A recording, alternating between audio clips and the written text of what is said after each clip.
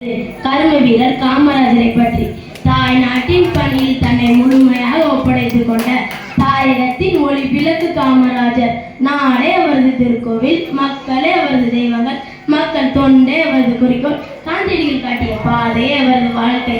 காமராஜர் அவர்கள் படிக்காத மேதை இல்லை, ஏழை குழந்தைகளை படிக்க வைத்த மேதை. காமராஜர் அவர்கள் 1903ஆம் ஆண்டு ஜூலை மாதம் 15ஆம் தேதி விருதுநகரில் பிறந்தார். இவருடைய தந்தையின் பெயர் குமாரசாமி, தாயாரின் பெயர் சிவகாமி அம்மையார். இவரது இயற்பெயர் காமாட்சி. இவரது தாயார் செல்லமாக ராசா என அழைப்பர். பிற்காலத்தில் இவ்விருவருமே சேர்ந்து காமராஜர் என வரலாற்றில் நீங்கா என பிடித்த பெயராக மாறியது.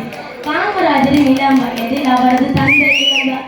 தனது தந்தையை இழந்த பின் குடும்ப சூழ்நிலை காரணமாக தனது மாமாவின் துணிக்கடையில் வேலை செய்தார். செய்தித்தாள்களை படித்தும் தலைவர்களின் சொற்பொழிவுகளை கேட்டும் அரசியல் பற்றையும் நாட்டு பற்றையும் வளர்த்துக் கொண்டார். பின் காங்கிரஸ் கட்சியில் தொண்டராக சேர்ந்தார். விடுதலை வீரர் திரு சத்தியமூர்த்தியின் வாரிசாக விளங்கியவர் காமராஜர். அண்ணாள் காந்தியின் கொள்கையால் கவர்ப்பட்ட காமராஜர் அவர்கள் உப்பு சத்தியாகிரக போரில் கலந்து கொண்டார். ஒத்துழைப்பு இயக்கம், அந்நிய துணியரிப்பு, சட்டமளிப்பு முதலிய போராட்டங்களில் ஈடுபட்டு பல முறை சிறையில் அடைபட்டார்.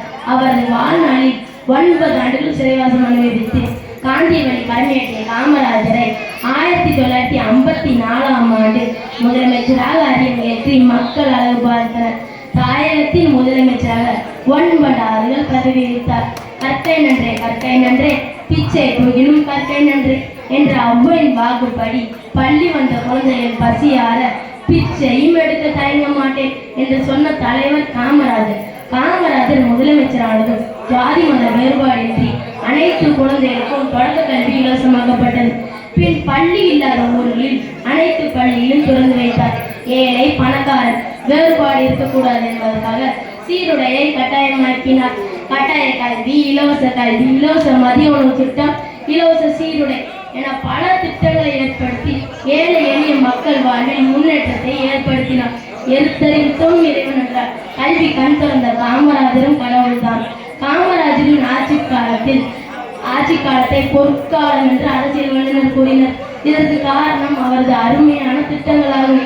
நீர்ப்பாசன திட்டம், அரபிக்குளம், அணியாறு அணை கட்டுதல், அணை ஒப்பந்தம், மின்துறை சாதனைகள், நீலகிரி பழுப்பு, நீலகிரி சுரங்கம், நீர் சுழற்சி, கிராமப்புற வளர்ச்சி, தொழில் வளர்ச்சி.